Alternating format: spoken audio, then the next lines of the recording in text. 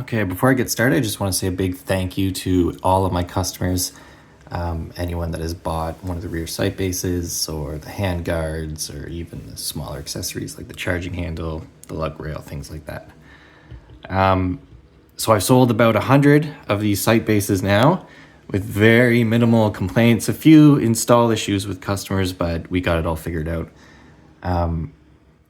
So I figured, why not? What better way to celebrate 100 than to say a big thank you and to provide a new install video.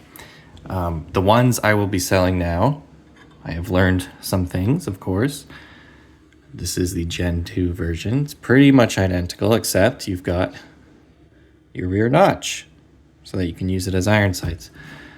I've also found these screws here can get stripped pretty easily.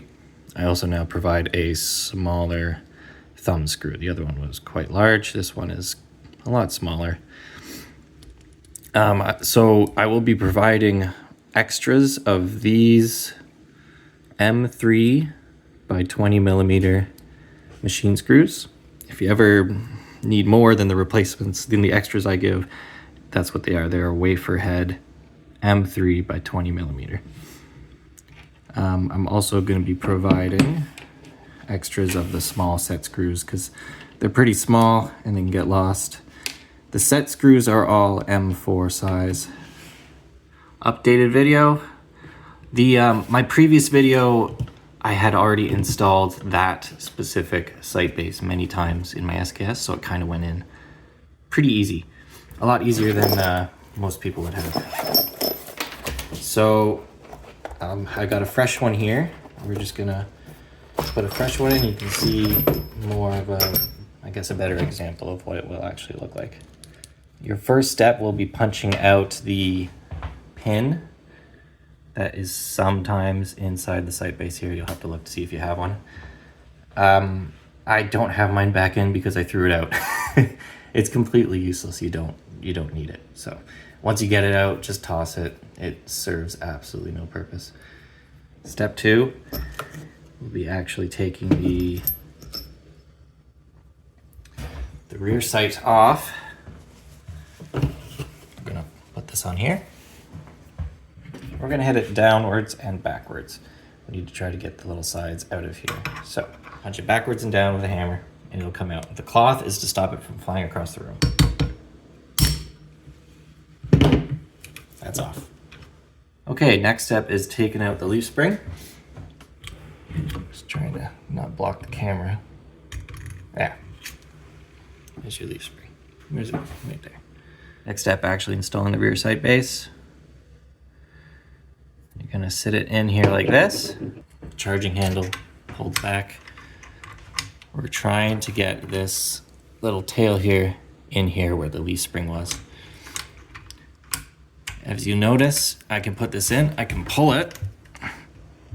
It's not gonna go in. If I push down, it's not gonna go anywhere. Even if I could push down, you can see right here, it'll hit this piece of metal back here.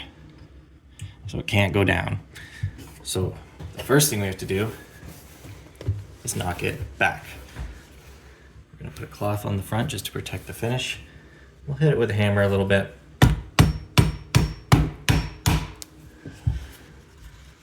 Let's see. Now you'll notice, get a good shot of it.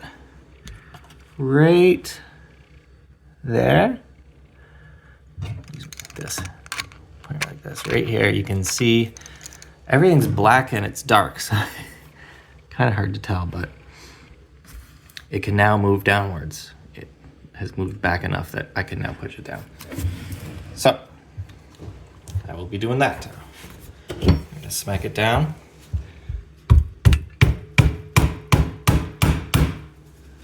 Okay. Next thing to check, if it's in the correct position, your holes will line up. These holes, not exactly perfect. It looks like it could move back a little bit and down a little bit. So we're gonna do that. I'm just gonna lightly tap it. Lightly tap it backwards and down. See if that helped. A little bit better. To me, it looks like, just knowing how this sight base works, this front piece here looks too high. It should almost, on the corners here, and the corner on this side, the bottom corners, should be touching the metal or almost touching the metal. So it still needs to move downwards more. You can also tell just by looking at the whole gun, the sight base is leaning backwards. It needs to go down more this way. If it's not going down all the way, it could mean that you still have to knock it back a bit. That's much more like it.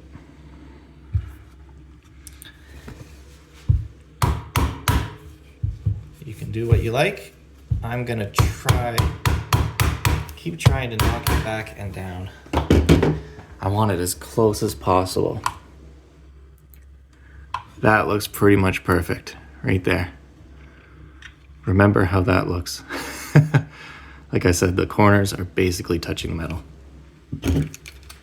Next step, you're gonna need a #1 Phillips head.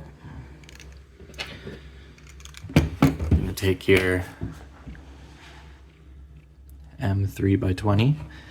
Now you can either put Loctite on the screw or put it directly into the hole of the sight base. I'm gonna put it into the hole.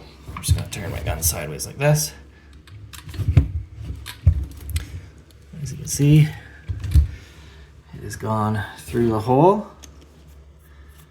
See if you can get a shot of that. Yeah, you can see the blue coming through this side. Time to put the screw in. At first, you should just be finger tightening it. Just for maybe the first little bit. Just finger tighten it until you cannot finger tighten it anymore. Make it tight, don't ream on it too much. Because like I said, these heads strip really easily. And look on the other side. You can put Loctite on it. Mine already has some because it went straight through. We're just gonna put the little thumb screw on here. And this just gets finger tight as well. Next step is the rear set screw. I recommend grabbing it like this, applying your Loctite just to the top half, like so. You don't have to make a big mess of it like I did. That's not necessary. Again, shouldn't really be much, if any, resistance. We're just gonna screw it all the way in until it's tight. Just clean up some of that Loctite up top. There you go. And now we'll do the same thing for the front set screws. So you just want to put them in lightly. We're not reaming on these. We're not trying to, get the sight base to push upwards. We're not trying to level it or anything like that. So, there you have it. There's your sight base. As far as red dots go, if you want to maintain usage of this gas lever, as well as stripper clip usage, I'll go to about here. As you can see, you don't have a whole ton of room. If you use a larger sight, you could use like a quick detach mount and just whenever you need to clean the gas tube or whatever, just take it off and then take your gas tube off, do what you need to do. What I recommend is using a smaller open reflex sight. So that's, 1 second, I'll grab one. This is my sight I typically use. This is an open reflex. It's got one lens on the front. It's not like a tube red dot where there's one back here and one up here. I recommend that because they are smaller generally, and the ejection path, my SKS ejects this way perfectly normally. Some people's, especially older Russian ones, will eject kind of out towards the front a little bit. If you have a tube red dot and your tube's like right here and you have glass right here, it could hit it. You might want to look into getting some sort of shell deflector, maybe one that can attach just in one pick rail slot and then like come out here if you are having issues with that. I have never had issues with this setup. I've never even had casings hit the sight base here. So mine ejects perfectly. It's a Chinese, used to be a French tickler one. You can tell by the little cutout here. But yeah, if you have an older Russian one and it's something you're worried about, it's definitely something to look into. Now, it's going to be pretty difficult for me to show this, but when you get your sight base on and you think like, oh, we're good, try to take it and look down this way into the iron sights and try to use them like you would use a regular iron sights. You want to be looking through it and just make sure it's good to go. If it's not, you will most likely need to tighten this back one. And after you tighten this, loosen these as well. These front ones should just be touching the metal. They don't need to have any sort of strong pressure. This rear one, you can use it to raise this. Let's see, just look at all my daughter's toys and stuff all over the place. Let's see if I can flip this. This is harder to do than it looks, let me tell you. Okay. There. And there's your sight picture for your iron sights, your backup irons. Once it looks good, oh my goodness, what is this thing doing? Once it looks good, you know you're pretty much good to go. You can put your red dot on. All right, thank you so much to everyone who's purchased these again. It means a ton to me. I don't actually make a lot of money. If you're curious, you think, oh, he's sold 100 sight bases, plus, you know, all the other accessories as well. He's probably making tons of money. I have made in sales, about 15 grand, okay? Only about 2 grand of that is profit. So I don't really do this for the money. It's kind of a hobby of mine. And I'm just, at this point in, you know, the political landscape we're in this country, support for the SKS is extremely important. I believe this is our rifle to get behind, especially because there's so many of them in this country. They are essentially unbannable, in my opinion.